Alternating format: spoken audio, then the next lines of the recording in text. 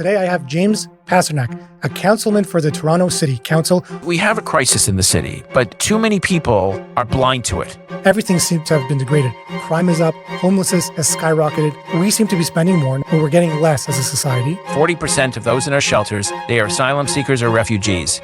Canada could handle about 250,000. During the Trudeau years, he moved it up to 500,000. Most want to come to Toronto, and we were totally overwhelmed. Violent crime increased by over 50%. Our police feel that they're often undermined by the weakness of the judicial system. If people are not facing the consequences, they'll keep doing it. There seems to be a segment of society thinking that a left-wing ideology will help them get a home and make life better for them. Of course, that has been not the case. Explosion of anti-Semitism in Canada. And a city that's got fear-penetrating society has little future. They were trespassing, they were harassing, they were threatening, and the police did nothing. There is two-tiered law enforcement. There was 3 ISIS-linked terrorists that were arrested, and these people have planned actual terrorist attacks, and they have the weapons and the means, and at least one of them have been released on bail. I can't wrap my head around that. To have them on the streets while they're awaiting trial is outrageous. Why should Jews stay in Toronto? Why should we be intimidated? Civil society, through its elected representatives, through its police, are saying, Jews, we don't want you here. But I'm spending 60% of my time trying to get the city back to a place where it used to be respected worldwide, where it was a place where people could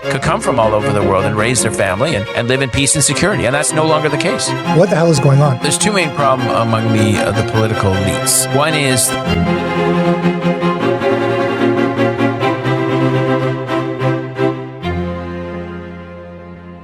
James. Thanks for having me. Thank you for coming on. Pleasure. So my first question is, Toronto recently, a few years ago, elected a self-described socialist mayor. And this trend of electing far left or self-described socialists to become mayors of major cities across the Western world is becoming much more common. Why do you think that is? Well, I mean, this is the accidental mayor because she came to power through a by-election in which the incumbent resigned over a sex scandal. So people did elect her because the competition was slow out of the gate. The competition was divided, so there was a lot of vote splitting. And there seemed to be a segment of society thinking that a left-wing ideology will help them get a home, will help their wages go up, will give them a better employer, and make life better for them. Of course, that has been not the case. So do you think if it was a normal election, she wouldn't have been elected? Well, I mean, she's never gotten above about 260,000 votes. Back in the Tory days, he was close to 500,000 in his first election, 400 and change, and then 300 and change. She just scraped through, really. Mm-hmm. And for people that don't know, we're talking about Mayor Olivia Chow, the current mayor of Toronto.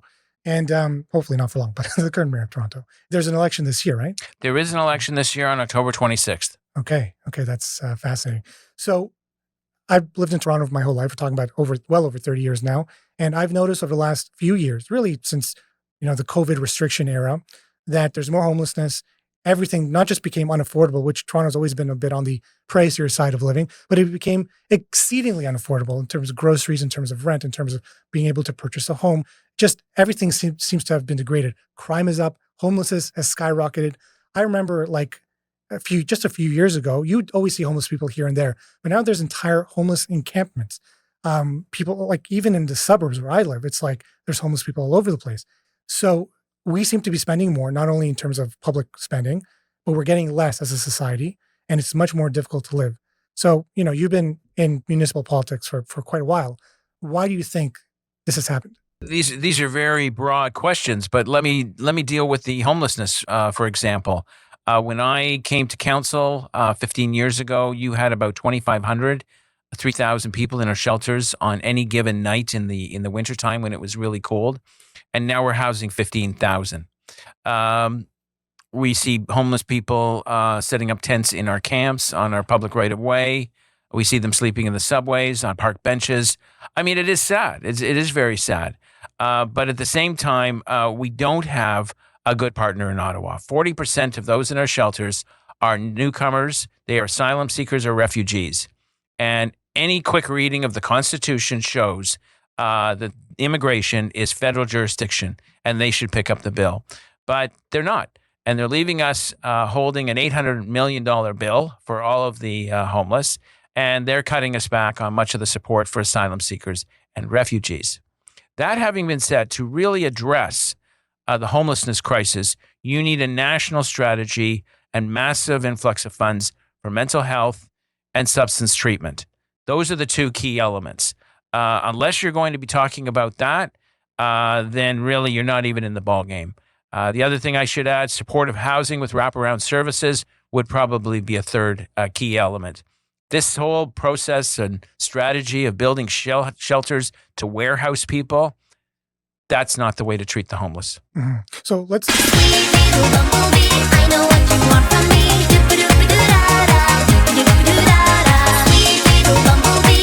Dinesh, what the hell? What'd you do with the video? Why does it look like I'm in a club dancing? Sorry, Mr. Mata. I thought you said you wanted a more exciting edit. That's not what I meant. I meant it should look exciting, like add some captions, maybe zoom in here and there, not make me look like I'm in a club dancing, man. Many of us have tried to be more productive by hiring assistants offshore, and it rarely works out. We get excited about all the time we save.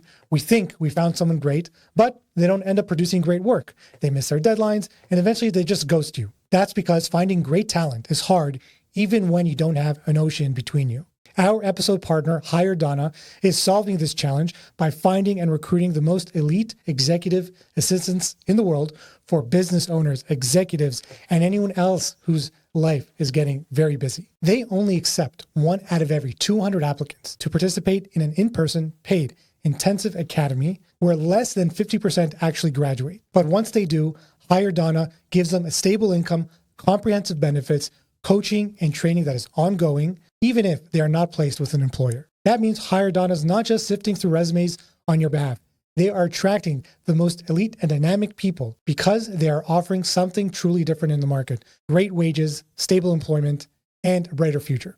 These aren't average people. These are executive level talent that can grow with you and your business. So if you're looking to grow on social media, you want more assistance in managing your team, or you just want someone to help you manage your life, now you can outsource a lot of that work to the incredible talent that Hire Donna can bring you. And Hire Donna has already placed elite executive assistants for executives at major firms like Cursor, Pine Grove Capital, and JP Morgan, with an unheard of retention rate of over 90%. So if you're finding that tasks are falling through the cracks, or you're delaying critical growth opportunities for some future date because you don't have the capacity to deal with it yourself, consider hiring talented, versatile, and hardworking executive assistants from Hire Donna. Listeners of the Profit or Pivot podcast will get 30% off for the first 3 months. Links will be down below. Make sure to check it out. Let's do a little bit of a deep dive into homelessness, because it is something that strikes, like when people walk by homeless people, they feel rightly so, empathy, like this is terrible. Let's find a way to help these people. But there's two issues you mentioned in terms of homelessness increased by over 100% in the last 3 years. I think the people that are considered homeless are now about 15,000 in Toronto, something around that number. And you mentioned two broad groups. One are people that maybe have mental health issues, and the other are refugees, right? Those are two vastly different reasons for people to be homeless, right? The mental health side of things, I don't even know what the solution is. Like, what is the solution to the mental health crisis? I'm not a doctor, but I can tell you this, that I used to do out of the COLE program, and we used to feed meals and to those who are homeless. And what's interesting and sad is that many of these people had businesses, they had families, they owned a home, and they had a crisis, a mental health crisis, of which obviously the system could not treat, or they would have been back on their feet again. So that's anecdotal, but that's part of the problem. If you can take that segment of society who have a crisis and get early treatment and care, you might be able to save their situation, and they won't be on the street. I mean, there are other people who also faced eviction, people who lost their jobs, who had their property expropriated, defaulted on their mortgage. You have hard luck stories, and of course, you have other situations. I've met people who lost all their money through gambling. These are societal issues that have to be treated at the upfront before they go on a park bench. Mm-hmm. And that's the holistic method for treating it. Building housing for them, shelters, and putting them all in a warehouse, that's temporary. But you mentioned that we're spending about $800 million on homelessness in Toronto alone. That's on the city budget. If you take that per person, it's like $50,000 per person per year. You can literally just rent a decent apartment for each of these individuals and have a lot of money left over. So how is that money even being spent where you still have people in shelters? Well, yeah, I mean, it's a fortune. It costs a fortune to house the homeless because you can't just give them $50,000 cash and send them off into society. These are people who are, in many cases, mentally ill or have some kind of substance abuse problem. Mm-hmm. So handing them $50,000 is not going to get them a nice apartment and a nice life. They need supportive housing. They need transition from the homeless to back into society, and that can only be done with levels of treatment and a transition to a supportive housing, and then ideally they get themselves back on their feet. But let's leave the mental health people with mental health issues for now, because that's a much more complicated issue, right? You can't just hand them money and expect them not to be homeless at that point. But let's take the refugees, right? A huge portion of the homeless population are also refugees. In that case, you can literally just say, "Here's an apartment, for a year. You have a free apartment. Go, set yourself up. Go learn the language. Make sure that get your kids in school. Go find a job." Like, why would we have any refugees still homeless? These are not people with mental health issues, right? Well, I mean, some do, but you have a valid point. If we let them into the country, we have to process them, and they have to get status, and that is federal jurisdiction. Mm-hmm. And certainly, the delay in getting status creates a focused housing crisis Because they can't rent, they can't apply Yeah, to rent. so they're not allowed to work. They have no money unless they brought some savings with them. Now, we had a situation a couple of years ago in which dozens of people were sleeping on the sidewalk in front of our intake center and on Peter Street. And I don't know why it took 6 weeks to alert, counselors, but it was a church in my ward that invited them all up. We bussed them all up. We gave them food and bedding, and they were there for a couple of months. And then they started heading out on their own, either with family or they got their status. So unfortunately, the process is slow, and that is why they so often come here without the resources to put a roof over their head and to feed themselves. That seems like bureaucratic negligence at that point on the federal level, because why would they allow so many people in that they can't process enough? They can't process in time so that these people aren't homeless. Well, that's right. What we could manage for decades was about 250,000 a year intake. Of refugees or all the immigration? So that was all in immigration. There were various categories of immigration. There were the asylum seekers. There were refugees. There were investor refugees, where if they came with a certain amount of money, they went to the top of the line. Canada could handle about 250,000. During the Trudeau years, he moved it up to 500,000. And we couldn't manage it. Most want to come to Toronto. Mm-hmm. And we were totally overwhelmed. Right. And I assume Toronto didn't, I can see Toronto didn't necessarily build the infrastructure to, deal with all this influx of people. No, what we did was, it was an emergency. So we rented hotels. We took over entire hotels.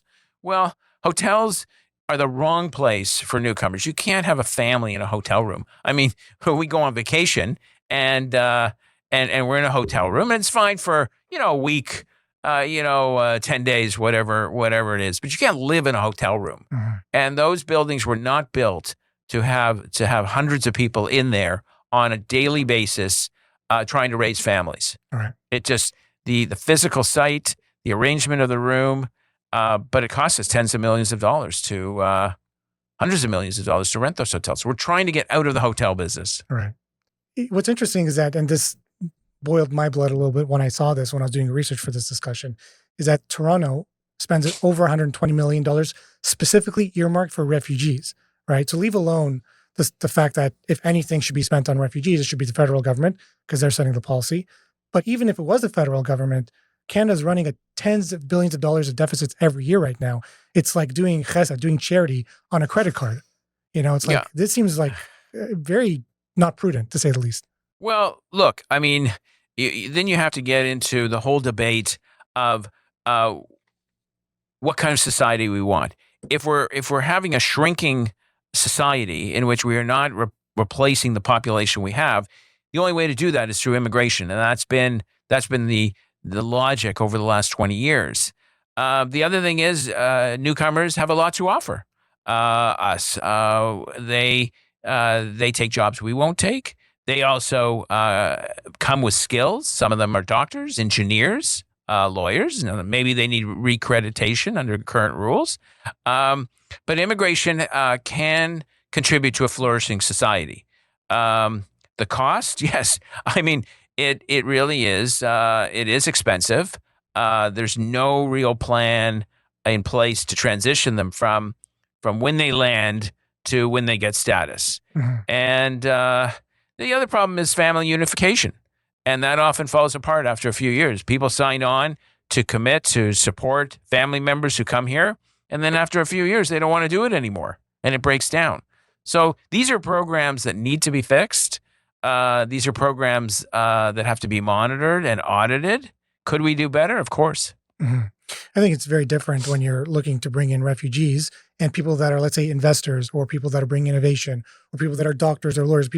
We had a pretty good, I think still to some extent, we have a good point system where we select for language and we select for the ability to set up here and age and health and criminal records and all that stuff, so that we're only bringing people that we know with a very high degree of certainty these people are a net benefit to society, rather than just opening our doors and hoping for the best, right? Well, yeah, you can't have unfettered, open borders where there's no scrutiny and no screening. While we can be compassionate about people fleeing conflict zones, we still have to have a process of intake, and that has been a big problem, because there hasn't been a kind of a concentrated effort to have a strong intake system. Not just screening people before they come in, but what do you do with them once they're here? Mm-hmm. And that continues to be a problem. And our urban areas are paying the price. Right. We can't afford to really sustain it in the way that it's happening now. Right. So I want to go on to another topic that people are noticing quite a lot more, which is the increase in violent crime, specifically in Toronto, but it's happening all over Canada and, of course, other major cities throughout the Western world. Violent crime increased by over 50% in Toronto over the last 10 years, while the population only increased by about 8%. So on a per capita basis, it's a significant increase. So I can give very specific examples where it looks like the police are kind of stepping back or are not given the mandate to really enforce the law in an aggressive manner. But what's your take? Why has violent crime spiked so massively on a per capita basis? Well, I mean, it depends how you measure it. I mean, we're going to have about 35 murders. I think there's about 35 murders last year, which is in Toronto, which is fairly low. Yeah. Considering Chicago, with the exact same population, has 400 murders. So on that statistics, Toronto is doing well. Where there's a perception that we continue to be a violent city, and this is people have a perception that there's violence, is one reason is when you watch the nightly news, it's a regional newscast. So they're looking at violent crimes in Brampton and Newmarket and Ajax and Mississauga, but you're watching this and you think it's all Toronto. Why is crime going up? Well, it depends what type of crime. Whether if it's robbery, assaults. Yeah, robbery, I mean, if it's robbery, then clearly these are criminal elements who have been unable to kind of do the traditional break and enter because more people are working from home, and home alarm systems are becoming increasingly sophisticated. So they go to other methods of crime. Certainly, carjackings, car theft is a real problem, and smash and grabs in retail. So, and then of course, I mean, hate crimes can be violent. Hate crimes are soaring through the roof. That's certainly one area where you've got you've got a disintegration of the civility. And I'm not a criminologist, but look, the internet has an enormous influence on people. Some people are born criminals and part of criminal organizations and criminal gangs. The car theft gangs are sophisticated, organized crime groups that steal cars, that take them up the 401. They're on the docks, probably in Montreal, and they're shipped overseas. And I get complaints all the time about cars being stolen right out of the driveway. Hate crimes. Clearly, part of that is the rise in anti-Semitism and the influence of the internet, and of course the Israel-Gaza war, and a lack of firm response to that, a lack of political will, moral clarity. The criminal justice system is dismissing a lot of the charges, and police are often timid. So I just want to go back to, do want to get into the anti-Semitism issue, because that's obviously near and dear to both of us, and is, I think, a canary in the coal mine for broader societal issues, right? But you mentioned that work from homes kind of moved some breaking and enter into probably more smash and grabs, like assault type burglaries. Do you disagree that on a per capita basis, violent crime has increased, or you just think it's kind of shifted? Like, it's kind of always been more or less the same, but it's just changed a little bit because of the nature of the way we live. Well, I mean, my sense is that as the city grows, and it is growing, it's probably one of the fastest growing cities in North America, if not the fastest.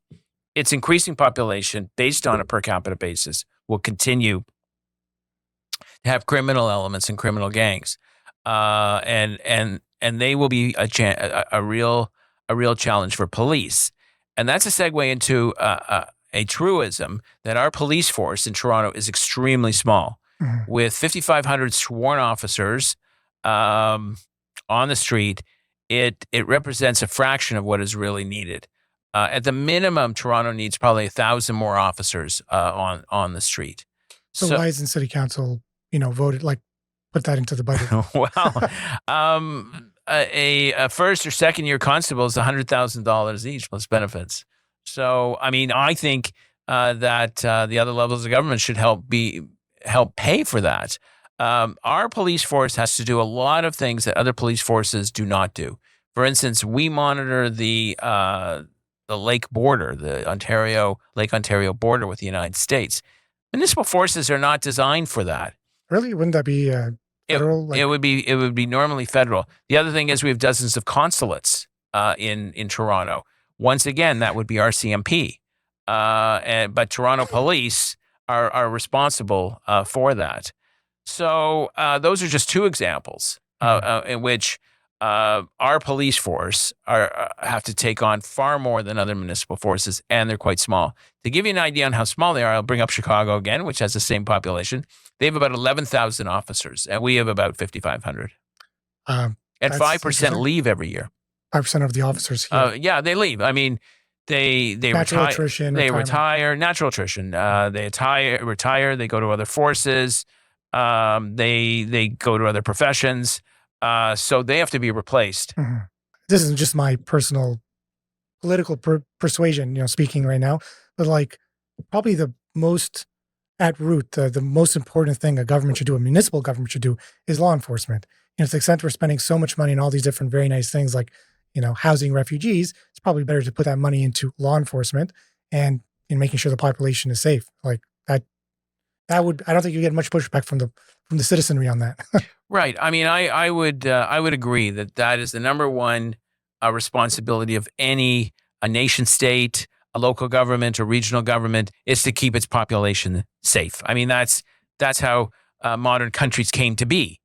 With fixed, secure borders, with a standing army, with a police force. It's to keep walled cities.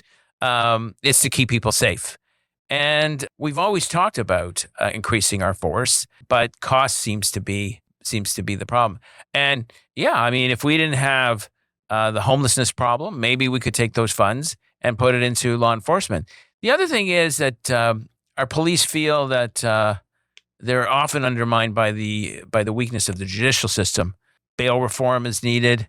Many of the charges are dropped, which police lay. Lenient judges give soft sentences. It's all part of a puzzle that has not lived up to the expectations of our residents. And when we see people who have committed very serious violent crimes out quickly or out on bail, I mean, we wonder what is going on here.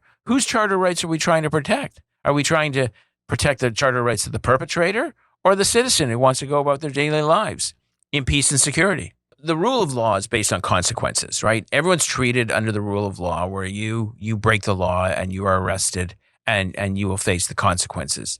If people are not facing the consequences, then they'll keep doing it. I mean, police complain to me all the time that when they arrest someone who, let's say, was breaking into a home or stealing a car, they're out the next day.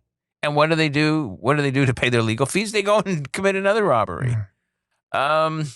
If I had my way, we'd add a transition into another 500 officers in the coming years and try and get up to 6,500 in less than 10 years. So that kind of brings me to my next topic. This lack of. I like the way you framed that. There's a lot of crime that won't happen if people feel that they would face consequence. Of course, you can never solve all crime. It's just there's always going to be crime. That's just the way human nature. But you can substantially reduce it by taking criminals off the street, because most crime is committed by the same core group of criminals, right? If you take them off the street, you'll have less crime, just naturally. And other people will be scared to commit crimes because they know that they'll face consequences. This kind of brings me to my next point about the explosion of anti-Semitism in Canada. It's been increasing for a number of years, but the trend has kind of spiked since the October 7th terrorist attack in Israel in 2023. It's so bad that 70% of all hate crimes, any crime that can be attributed to some sort of animus towards a particular group, is directed towards the Jewish people, which only make up about 1% of Canada's population. And in Toronto specifically, anti-Semitic incidents have increased by about 200% over that time period as well.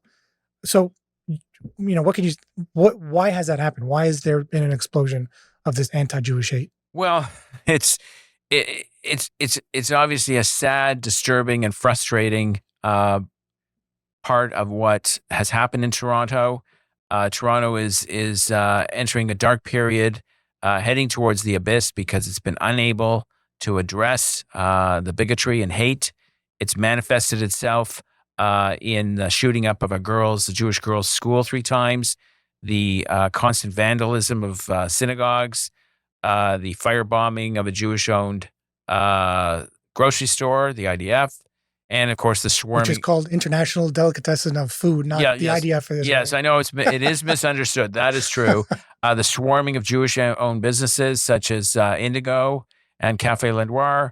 These are, and then of course there's a lot of online attacking of businesses where you put terrible reviews on Jewish-owned restaurants. Of course, there's mobs that go through our neighborhood. Like we live in the same neighborhood. There are, and then there are the mobs on the streets to intimidate and to harass. So the warning signs were all there. There would be these surges of anti-Semitism. You would see Al Quds Day, which is a hate fest, which actually got permits from the Sergeant at Arms and the Speaker of the Legislature when it first started. Those were eventually withdrawn. This is the kind of event that their keynote speakers would be Holocaust deniers, and one of their speakers called for the shooting of Jews. And the consequences are very minimal, very minimal. And then you've had surges you'd have it penetrate every element of society. So you would have it in Pride Parade, where you'd have Queers Against Israeli Apartheid, which was just a racist smear that has no basis in fact. You would have this hate fest every year at these universities, Israel Apartheid Week, which is a disgrace that our universities are providing space to conspiracy theories and tropes. So all the warning signs were there. We fought about this in council constantly. And then of course came October 7th. And people forget that Israel was attacked on that day and 1,200 people were killed. I've seen much of the video, raw footage of that day, and it's the sickest thing you'll ever see.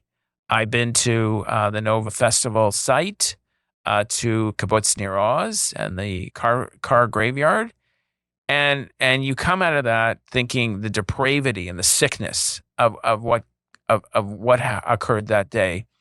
And then you realize 2 things. One is there are people on the street who think it's justified, who think that was there was nothing wrong with it. It was resistance. That's the next sickness. And And the third part is the silence out there, and the lack of universal condemnation of these mobs that have taken over the city. And I can tell you, it's extremely frustrating. And I'm a city councillor. I should be working on city business, and safety is city business. But I'm spending 60% of my time talking to police, talking to political allies, talking to adversaries to try and get the city back to a place where it used to be respected worldwide, where it was a place where people could come from all over the world and raise their family and live in peace and security. And that's no longer the case. So I want to make a distinction between two things. One is, let's say someone got a permit to have a protest, even just saying vile things about Israel. I tend to believe that's their kind of, let them do it, freedom of speech, all that fun stuff. I deep believer in that. It's very different when people are shouting, Intifada now, or let's commit an Intifada, or shooting Jews. That is actually, they're crossing a line into motivating or inspiring or trying to catalyze violence. That's something very different. So I want to ask, because you mentioned, you've been having these discussions in council, what are some of those discussions about? Like, what is the actual issue at stake? Like, what is the political issue at stake from your position? Well, there's two main problems among the political elites. One is there's a group who are scraping the barrel for a few extra votes.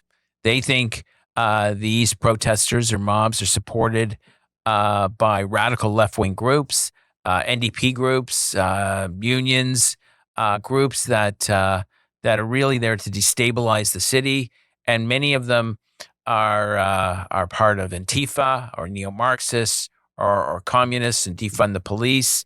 Most of them could care less about the Palestinians. They are there to destabilize the city. So the second reason people don't speak out is fear. And you've got a lot of fear out there. And a city that's got fear penetrating society has little future. So what is the thing at being debated? Like, is it don't let these people protest? Is it put the police to stop the mobs? Like, what is the actual political issue at stake? Meaning, like, what are you trying to see change? So behind the scenes, you see an enormous amount of finger pointing and blame. When you talk to, she's said so publicly, this mayor hides behind the Police Act and saying she can't tell police what to do. You've got police hiding behind the charter, and they do have to protect charter rights, but they also have to protect our rights as well. You've got police pointing to the Ministry of the Attorney General for dropping a lot of the charges and the process for pursuing hate-motivated charges. It's an onerous task. We have to go to the Ministry of Attorney General, and it's such a high threshold that it's almost impossible to successfully prosecute hate crimes in this country. So the federal government, what's coming out of the federal government with the recognition of Palestine and the raising of the Palestinian flag in these cities, they say that's a city problem, forgetting how it all started. Was this recognition of the state of Palestine, which has no fixed borders, no sitting government, no recognized capital. It doesn't even meet the definition of a nation state. Our prime minister slapped conditions on it. Those conditions have never been met. And this emboldens these mobs. So I want to bring up two cases here that really, just as a Torontoan, leave the Jewish thing out of it for 1 second, because it's a bit crazy. So the first one is what happened in the Eatons Centre about 2 weeks ago, something like that, where violent mobs that were nominally anti-Israel, they were anti-Jewish, because they were saying explicit calls to violent action against Jewish people.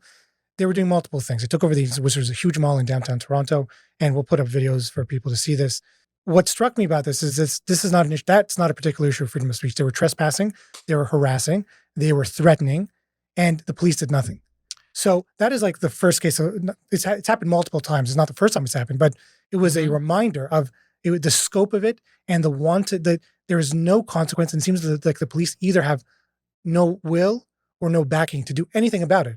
And this has nothing to do with even the Jewish question, with the fact that they're attacking Jews or trying to harass Jews. They're trespassing and threatening people. Well, that's right. And I'd like to know where Cadillac Fairview is on all of this. They have security in the mall. We knew this was coming. They had advertised, the mobs had advertised to storm the Eatons Centre. No Boxing Day while bombs are falling or something like that. Cadillac Fairview has a responsibility to keep its mall safe. It clearly wasn't prepared for this, even though all the warnings were there. With Well, police, what can you expect them to do? I mean, the police, their security can't even have weapons, probably. probably no. It's very hard to get to hold a weapon in this country, a licensed weapon, unless you're a police officer. And police, their approach to all of this is de-escalation, separation, send everyone home. At the end of the day, no one gets hurt. No one. We don't take sides. Just send everyone home and let them blow off some steam. Well, the flaw to that is they'll keep coming back because there's no consequences to any of it. I mean, how can you possibly have an approach of de-escalation for going into its third year? Well, de-escalation is not working. Constructive engagement is not working. Strategic ambivalence is not working. None of these approaches are working. So you'd think police would do a deep think. So is that mentality and policy stemming from the police, or is that stemming from the political overlords, the mayor and police commissioner? They're not getting the political backing that they need.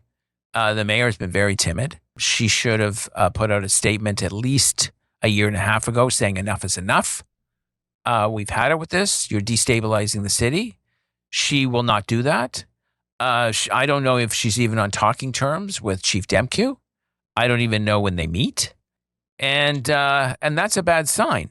Now, we did have an encouraging event, I believe, last week or the week before, where the Solicitor General finally wrote the Chief of Police and said, would you please enforce the law? Solicitor General from the province, From right? the province. Who's a progressive conservative party, not an ally of the mayor of the city of Toronto. No. He wrote this letter. It was vetted by the Premier's office, and the Premier backed it up, saying, look, we've had enough. Would you please enforce the law?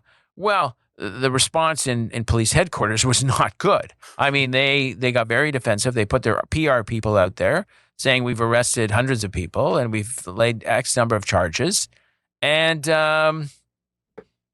change the laws. Mm-hmm. You want a little better law enforcement? Change the laws. But we all know the laws on the books are sufficient.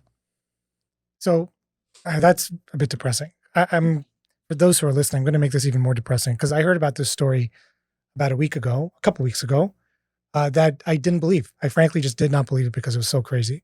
A friend called me. He's like, did you hear about this story? I'm like, what?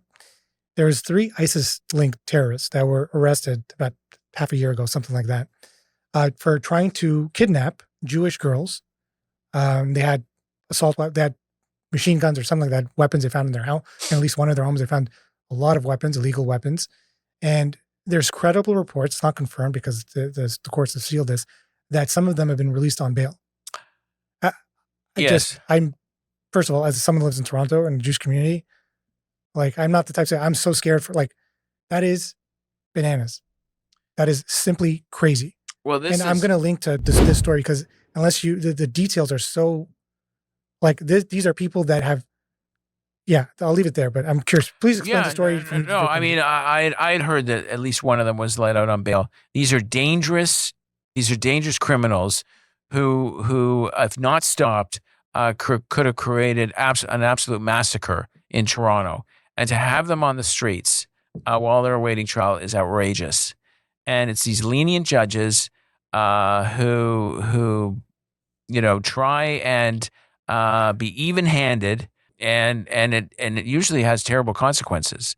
So, if this is the revolving door justice system that they think is going to solve these problems, they're very naive because we're reaching a point where people have become numb to criminal justice system. They don't take it seriously at all. So yeah, I echo your shock. That potentially extremely dangerous person or persons were let out on bail. I do want to emphasize this because this isn't some low-level criminal. This isn't a mob that's chanting terrible things. These are people that have actively tried to kidnap Jewish girls. One was almost kidnapped. I remember seeing the story. I think it was in Mississauga. And the only way she escaped was by screaming and fighting back. And luckily someone came by to help, or else she would have been kidnapped. And these people have expressed and have planned actual terrorist attacks in Toronto, and they have the weapons and the means to do it. And at least one of them, it's credibly reported, have been released on bail. I mean, I can't wrap my head around that. I just don't get it. It's not, let me say it in a different way, Mr. Pasternak. Like, it's simply not like, I know it's not your fault, obviously, but it's just, well, but it's just not good enough to say, oh, it's the justice system. It's like somebody needs to be like prosecuted, and like whoever that judge is needs to be investigated thoroughly.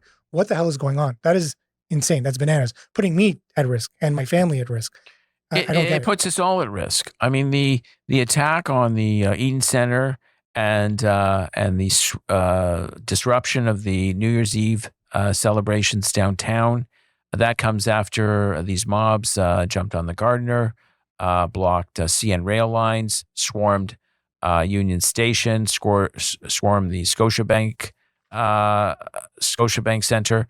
I mean, these are not Jewish strategic sites. They are trying to destabilize the city, and people have to realize that this is not charter protected. This has very little to do with the Palestinians. It is mob violence. They even tried to disrupt the Bloor Danforth subway line, and one of our councillor colleagues went down to urge them on. Oh my God. I mean, that's how ridiculous this is. We have a crisis in the city, but too many people are blind to it, and they don't see the gathering clouds. They don't see the danger we're in. So why should you stay in Toronto? Like, well, my position has always been quite clear. We came from all over the world to Toronto. We started businesses. We raised families. We bought homes. We built hospitals and cultural institutions. Why should we be intimidated? We're not going anywhere. We have a right to be here. And I tell people, I include that in my speeches, do not be intimidated. But at the same time, most Jews are law-abiding citizens. And where are the people that we supported in past elections? Where are the people that we donated to in past elections? Why are they so silent? Where are they? Right. Yeah. Where are they?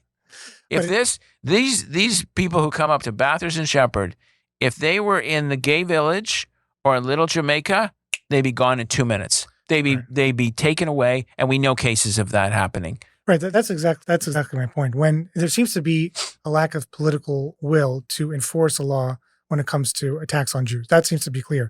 Because if the same thing at the Eatons Centre happened, but they were chanting against any minority group, like against Black people or the LGBT whatever community, I think that would have been shut down very quickly. Or if imagine there were just a group of white supremacist, skinhead Nazi types that were just we hate Black people. You know, let's enslave Black people. Something as egregious as that.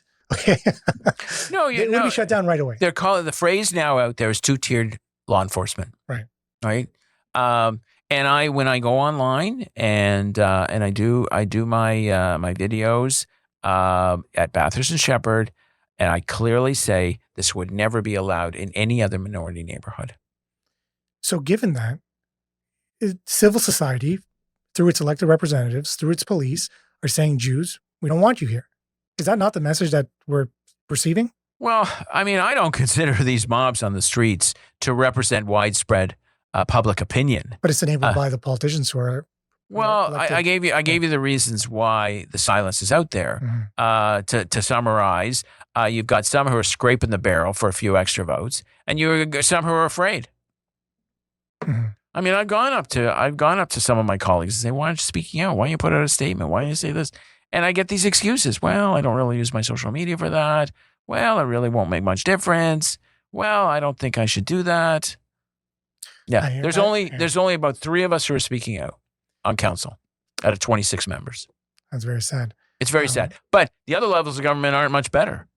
Right. There's no one speaking out in Ottawa other than maybe some conservative MPs. Right. The conservative pieces think. Yeah, they're in opposition. They're speaking out. You'll get no one in the government benches speaking out other than condemning when there's an overt criminal act of anti-Semitism, they might condemn it. That's like But would they send the RCMP into Toronto to help out? Look, the big job that the RCMP were responsible for was making sure the Italian Prime Minister's state visit to Toronto was safe and successful. And of course, the mob showed up. Trudeau was in power, and they blocked the entrances, and nobody did anything. There weren't even that many of them. I mean, and so you had 400 people inside for a state dinner, and you had dozens of people trying to get in, including some of my colleagues, where one was trapped inside, one was trapped outside, and the whole event was canceled. I mean, whose charter rights are they protecting? The mob or those people inside who want to have peaceful assembly? Right. I'm going to switch gears here just because I think we have to address the housing affordability crisis here in Toronto, which again is a problem a lot of major cities face. Economists typically say that, affordable housing is usually 3 times the average income in a particular place. That's like the benchmark of affordability. If you're above that, it's not affordable. Below that, it's affordable. How they came up with that number? Good question. I don't know. But Toronto, we know, is about 10 to 12 times, depending on what number you look. The average Torontonian income is about $80,000. The average home is about $1 million to $1.1 million, including condos, including the price drop of 20% that happened over the past year or so. So, listen, I always thought it's a matter of land. There's just not enough land, but I think it's probably deeper than that. Why do you think housing has gotten so much less affordable, and what do you think are some solutions? So it depends what you're building, but the land is where every building starts. Land in the city is very expensive and scarce. Although I have 600 vacant acres in my ward, and we're building a city within a city. Downsview, is that? Downsview. Yeah. Land is very expensive. Building is very expensive. Materials are very expensive. The labor to build, the skilled laborers to build, is very expensive. And to get a rate of return, these owners have to charge. If we're talking, I don't know whether we're talking purpose-built rental or whether we're talking condominiums. Talking about condominiums and single-family homes. Single-family detached are not being built. Or even townhomes and all that stuff. Very few townhomes. Some townhomes. Actually, we're at a time now where a lot of the construction has grind to a halt. Right. I have a receivership at Bathurst and Wilson. I have a receivership on Shepherd. It's a great lot, Bathurst and Wilson one. It is. Yeah. It's a very beautiful lot. For $25 million, it's all yours. I'll do it for 18. Well, you can haggle with them. You've got a big hole in the ground at Billy Bishop. They dug below grade. It's been sitting there for years, and you got vacant land, unbuilt but fully approved in Bathurst Manor, the old Wilmington Plaza. So they're not building for the reasons I gave you. The land is very expensive. Materials are very expensive. The labor to build is very expensive. Then they have to pay a whole series, although we're starting to defer and waive them, of various development charges and taxes. Right, which of all the things you mentioned, that seems to be in the control of the municipal government. So there are certain programs that where it can be waived. I think purpose-built rental is the most common. The problem when you do that, and it's good to get this stuff built, is who pays for infrastructure? Who's going to pay for the hydro, the water, the roads, the driveways? If you haven't got infrastructure to your housing unit, it's not much housing there. So I think everybody that's sensible agrees that there should be some development levies. So if you want to build something, you have to pay the city to, put in the infrastructure. But the development levies have increased by, I think, just look at my stats here.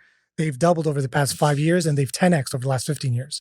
That to me just doesn't make any sense. Why should it have increased so much?